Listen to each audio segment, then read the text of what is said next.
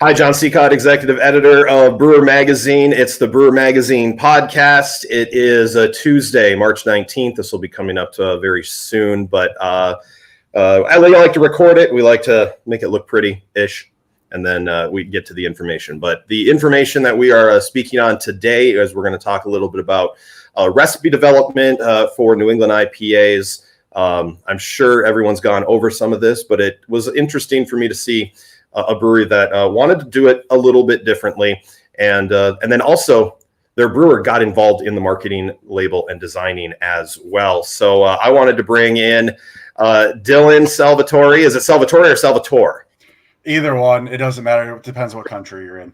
Yeah. And that's what it is. You look at my last name, people want to say Sicotte. And I'm like, yeah, you're probably not wrong in some part of the world. So welcome, Dylan. Thank you. Yeah, no problem. I'm glad to be here.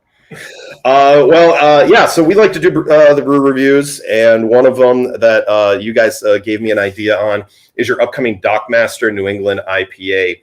Well, first off, I want to say Dylan with in Milford, Connecticut, with Dockside Brewery. That's where we want to get all that information in as well.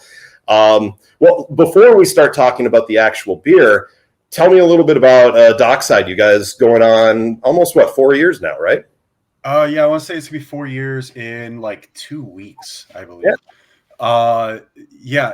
Dockside. So we're not really we're not just a brewery. We're kind of in that realm, almost like one of those first movers into the new like brew pub model, where we're kind of offering everything while also doing beer on site. So you can come here, you can get a meal. We have a massive menu. We have a full staffed kitchen. We do cocktails, we do guest beers, we do our own beer. So it's kind of everything. And then on top of that, we are on the Housatonic River in Connecticut. So we also have a marina. So everything we have is waterside. So it's kind of like a all-encompassing experience overall. That's awesome. I saw you guys had like 40 taps. I was going to ask you, I'm like, that's a lot of beer to brew, but you have guest taps available as well then. Yeah, most of the beer that we offer is guest tap. We do probably around like 14 to like max 18 beers of our own at any given time, and that's including the 3 flagships we have on at all times. Nice. Yeah. How big of a system you guys working on? 7-barrel system, and we got some 7-barrel tanks, some 14-barrel tanks. Gotcha. So I love how you say the new brew pub experience, because people thought of craft beer in the 90s. It was instantly going to be 6 taps, not standard lagers and things like that, and food. And we went so far away from that where it was like industrial parks with 20 taps. So now people are like, oh yeah, we need the food again. So I think that seems to be the model going forward for a lot of breweries, where I know like when my friends started their brewery in early 2016, mid 2016, they're like, we're not ever going to be a restaurant. And now they're to the point where they're like, how do we get a restaurant aspect involved without being a restaurant? So like, it seems like that is, it was a smart move, for Dockside to be able to kind of go into that aspect right away and say, we're going to be an all encompassing type of brew pub and craft brewery experience.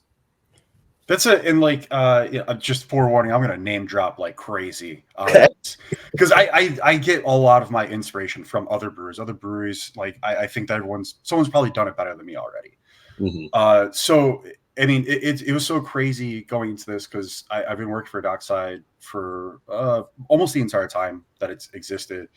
And they hit the ground running with a restaurateur who's like our now like conglomerate GM, who has been doing 25 years in the restaurant industry. And he kind of came on board and was like, no, this needs to be a restaurant. Like this absolutely needs to be a restaurant with a brewery, and like, we're gonna be the whole shebang. And we've been grasping onto that and riding it for a long time, up until the point where it's like last summer, Rob Todd, from the owner of Allagash, came out, because he's like, you guys are like one of our number one accounts for Allagash White.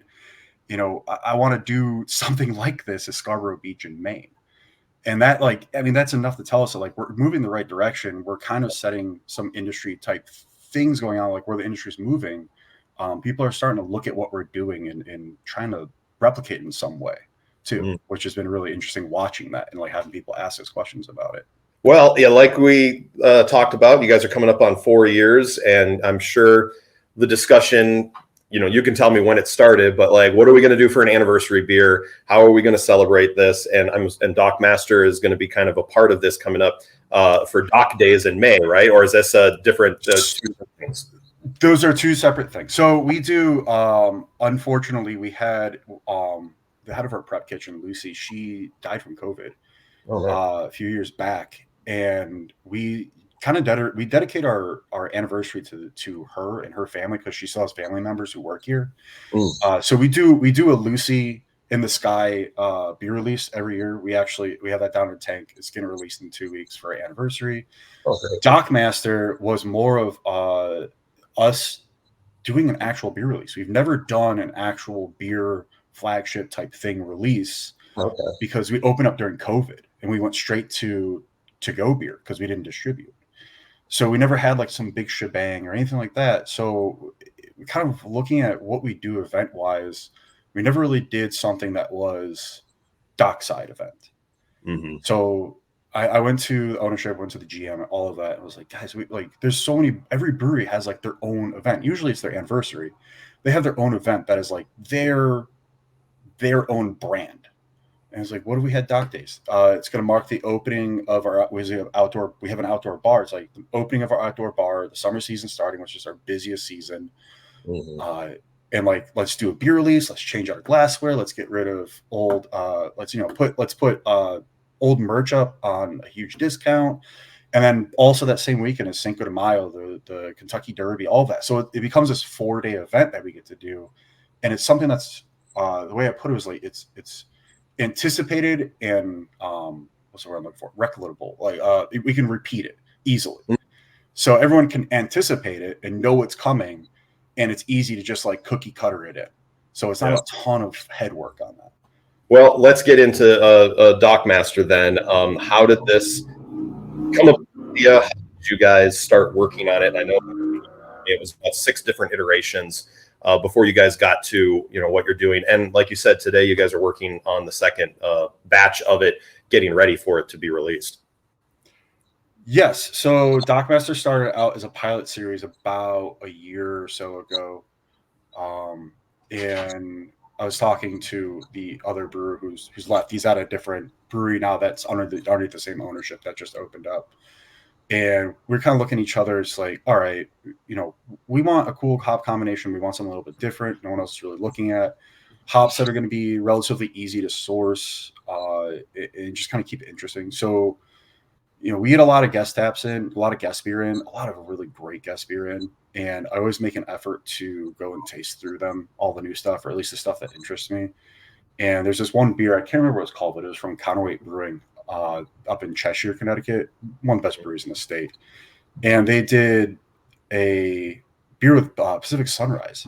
And it just came off as like that perfect, just like orange juiciness instead of like the pith or the rind or like whatever it may be, zest. It was just orange juice. It seemed like really kind of a layup hop where we can't really screw up, using this hop. We'd have to like finick with it over the course of forever to get it just right. And then we also looked at, because we want Citra. I love Eldorado. A lot of people aren't using Eldorado. We're not seeing it a lot out there. Mm-hmm. So Eldorado and Citra, because Citra has to be in every New England IPA. If you're doing an IPA, you're doing it with Citra. It's just it's like that base flavor that everyone just understands is IPA at this point. Mm-hmm. Mm-hmm. Well, what about iterations then? Was that because you were trying to dial it in, or because you were trying different hops? I mean, what was the big the switch ups when you were kind of working through it? Definitely dialing it in, playing with different temperatures, different mash rests, different because we use yeast blends now too. Looking at different malts and really kind of chasing a flavor, but also an aesthetic. Nick co-brewer and I, we're very much so on aesthetic of beer. That's kind of one of our first focus is like, how is this beer going to look in a glass, and does it look appetizing? Is it easy to take a picture of? Is it, going to need perfect lighting on any given day to get a decent picture of it? So we kind of started there. We were looking at yet again, here's another name drop. Another phenomenal brewery in Connecticut called Fox Farm. They make a beer called Burst. Ooh. And it has like, it's not like that opaque haziness. It's very like, it's still slightly translucent. Like you can get light through it. And it's just like this burst of orange. And it's the most photogenic beer I've ever seen, honestly. And I was like, that's kind of where I'm going, is like, I want to do something that's more photogenic. So it was a lot of us just playing with the balance of flavors, where to place the hops, and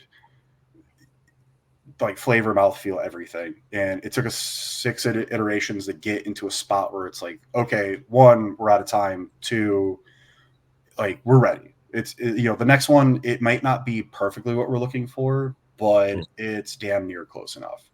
Nice. And it may not be an A+, but a B+, I'll take it.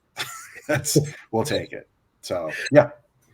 Cool. Then you said you even experimented with different malts. What are some of the things? I think the old school brewing philosophies are kind of going away. A lot of crystal, as an example. No one likes to use crystal a lot anymore. What is the malts that you found that I haven't seen this in many New England IPAs? Let's try it and see what happens. Anything like that happened for you guys? Oh, definitely. The school of thought, and I came from a brewery that is like known for New England IPAs. And Nick came from a pretty solid brewery up in the northern part of the state. And kind of like the rule of thumb was always, like 40%, 30% flaked wheat, oats, all that. And Nick and I, toying around with it, realized that it's not really the direction we wanted to go. Because if I'm just putting like unmalted flaked stuff into a beer, 1, it's going to be a hellhole to try to brew that beer regularly. It's not going to be fun. It's going to be rough. And 2, we're kind of giving up space where flavor can be added. And, looking at market trends, like the biggest thing that I keep seeing is people talking about like the customers just want flavor, like good flavor. They want beer flavored beer, but it needs to be full of flavor. So using more like malted wheat, malted oat, and in way lower percentages still gets us like that really nice haze, but also layers in more ability to layer in flavor where we would have otherwise let it go and never done it. Nice. And it great results. We're very happy with the results. Cool. What about when you talk about flavor and how is yeast driving now more in the way that you can mimic some flavors that maybe hops were doing? I mean, that seems to be the big development now. Like, are you guys finding new yeasts, versus what maybe 3 years ago, London 3 was such a rage, but there is so much more developed now. Are you guys looking into that side of it as well? We're using, it's not like a proprietary yeast blend, but we are still using London 3 because the claim is that it has the biotransformation. I'm not entirely sure about that because I've also read stuff that normal brewer's yeast, single strain brewer's yeast don't do biotransformation. And then London 3 is a horrible attenuator, so it doesn't ferment well. And we don't want these big, like 6.5 finishing Play-Doh, like juice bomb that are like, I can't sit down and drink a few of them. I'm going to drink one, have my stomach full. Probably my food didn't help with that. And then I'm going to go home. Yeah. So we use another yeast to really do the bulk of the attenuation to dry that beer out, targeting like about a 4 Play-Doh finishing, which is still pretty high, but we're starting to see, we're not starting to see, we have been seeing that area that you want to land in is like 4 to 5 Play-Doh. At least that's what works for us, works for our brand, which is a whole nother thing we can even talk about in itself, because our highest performing beer is in a New England IPA. It's a Mexican lager. Right. Yeah. That is that because of clientele? Is it because that's what got made right away and people have grasped onto? I mean, because this is El Capitan, right? Is that the name of it? Yeah, El Capitan. It's a 4.5% Mexican lager. It's easily our best seller, both in volume and revenue. I really think it just speaks to our clientele and our space. we have to be very cognizant of like what space we've developed and what we need to offer within that space, where, you know, we can just run with the trends and make New England IPA and try to force it down people's throat, but they're not going to want to drink something that's finishing at 6 Plato. Like I was saying, it's like they're not going to drink a bunch of them. I mean, obviously, I'm not going to condone over drinking, but with a 4.5% Mexican lager that we're offering at $6 a pint, like it's hard to beat on a nice summer day on Waterside with a burger. Yeah. That's a slam dunk of an experience right there, and we see that throughout the year too. It's just a lot of people are drinking El Capitan, and it's definitely meeting up with what we're seeing in the market, because we're gravitating towards lagers. A lot of we keep 3 to 5 lagers on at a time right now, along with 3 to 5 New England IPAs, and we're seeing our lagers are performing pretty close to our New Englands, which is really cool. From a brewer perspective, that's awesome. Yeah. Well, let's get back to with Dock Days coming up in May. And you had mentioned to me in an email that, you know, this was kind of the first time you got your hands into everything. Mm-hmm. And then when we started here, you're like, I learned a lot. If there's someone that is just a brewer, doesn't do a lot of the marketing and branding and label design, what big things that the first weekend for you that were really important, and like, wow, I didn't realize how much thought process we actually had going on here. So that's like most brewers don't handle marketing type things. We don't handle label design unless we're like an owner. Mm-hmm. So fortunately enough, like I have an education in business, so I definitely touched upon a lot of marketing. I also owned a small, very small merchandise company for a little bit. So I understand like artwork, graphic design, everything goes into it, understanding a brand, understanding how to like develop a brand and stick with a brand and maneuver it in the right directions.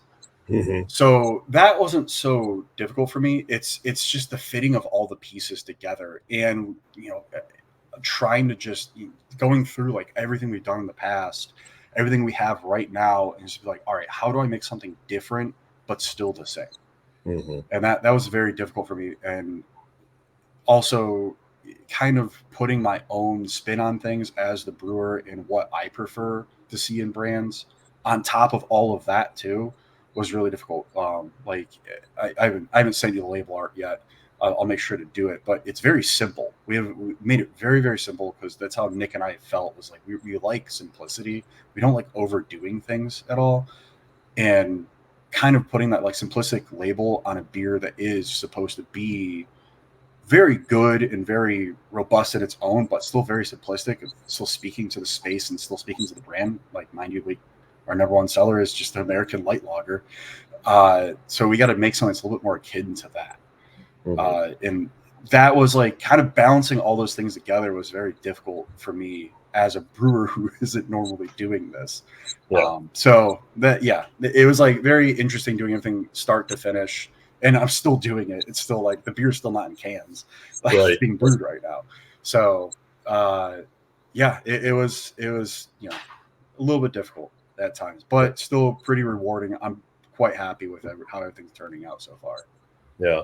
And you wanted to, you know, I'm sure you kind of have a brand that you want, like, this is what Dockside's all about, and this is what this beer, and you have to have it line up so that it's recognizable to a consumer without being too crazy. Was that kind of the first thing you walked into? I mean, when you're working with, and had you worked before? Because it was just like with Mackenzie and people in the marketing, like how was working with the artist, working with Kenzie, working with the owner, Bob, and, you know, just throwing out, like, the hardest thing is just throwing out ideas, and just come, like, I think I came up with like 20 different ideas, and like all of them got shot down by the group, and it's just like, oh my God, guys, I can't come up with any more ideas.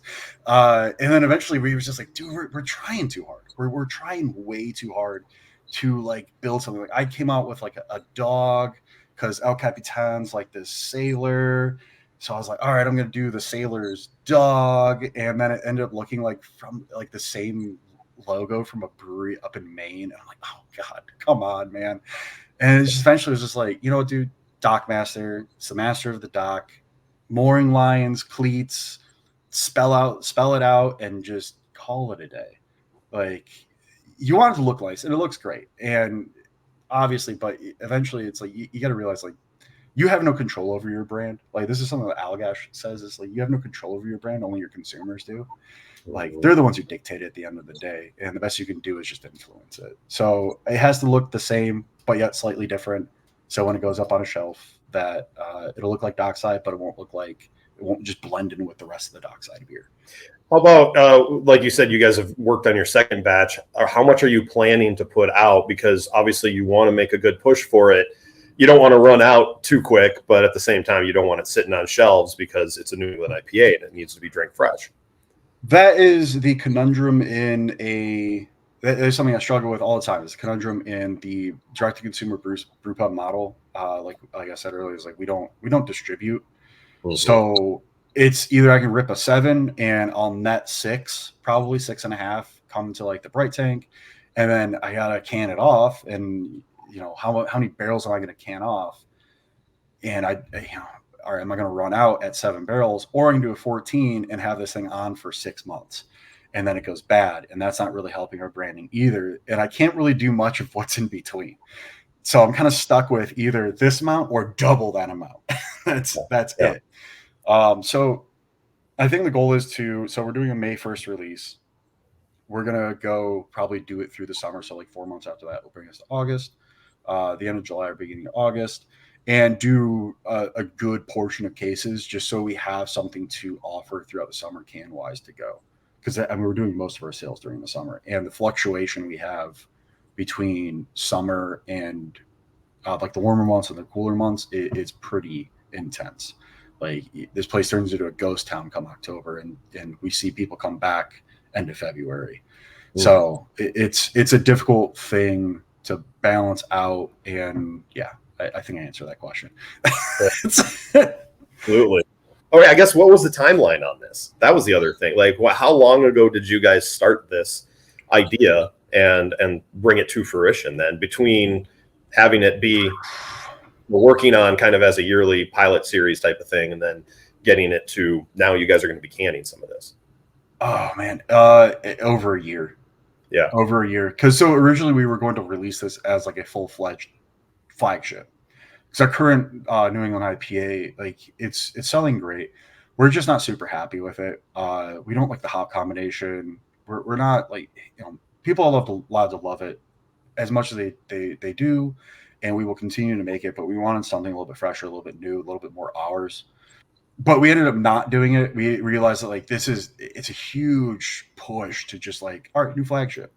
Like, we don't distribute. It's not like we can just like send this everywhere and see how it lands and then maneuver it, whatever. It's like, it's going to go in the tap room. If it flops, it's going to flop hard. It's going to be gone so fast. So let's test it out.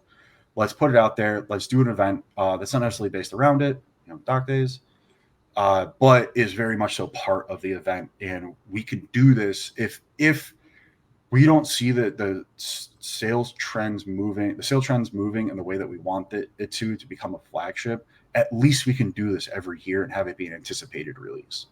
Because we do really well with anticipated releases. So our seasonals, we like a lot of our schedule is just seasonals, stuff that we already know people love, people look out for, and very easy for us to accomplish because we brewed it a few times. Yeah. All the branding, all the marketing, all the infrastructure is there. So we really we focus on that. Even in our tiny little scale, we focus on stuff like that. Yeah, it's important. Well, good. Well, best of luck to you guys. Hopefully the beer is fantastic and is bonkers, and it'll help you guys out, and float that boat even higher. I'm not looking for anyone's heads to explode. It's another New England IPA. There's a million out there. But if I can walk away with everyone saying this looks good, it tastes good, I'm happy with it. I can drink that's love. I love to hear this. Is like, I can sit down and drink a couple and enjoy them and not feel like I'm getting full or over inundated. Like, that's the spot that I like. That's where I want to see our beer be. On every single one of our beers be is something that people can really just sit down in session and enjoy. Awesome. Well, thanks so much, Dylan. Really appreciate you taking the time to talk with us. No problem. Thanks for having me. Don't forget, you can always check on brewermag.com. You can also see us on YouTube and listen to us on Spotify. And don't forget daily updates on Facebook, Instagram, and X. I'm Executive Editor Jon Sicotte for brewermagazine.com.